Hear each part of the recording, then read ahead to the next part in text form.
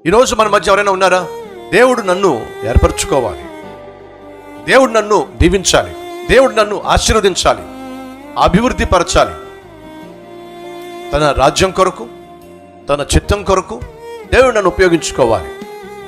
దేవుడు నా చదువులో నన్ను దీవించాలి, నా ఉద్యోగంలో దేవుడు దీవించాలి, నా వ్యాపారంలో దేవుడు దీవించాలి, నా సేవలో దేవుడు నన్ను దీవించాలి. మీరు ఏం చేస్తున్నారో నాకు తెలియదు. మిమ్మల్ని దేవుడు దీవించాలంటే దేవుడు సాధారణంగా చూసేటటువంటి లక్షణం ఏంటో తెలుసా? కష్టపడే లక్షణం. కష్టపడే వారిని దేవుడు దీవిస్తాడు.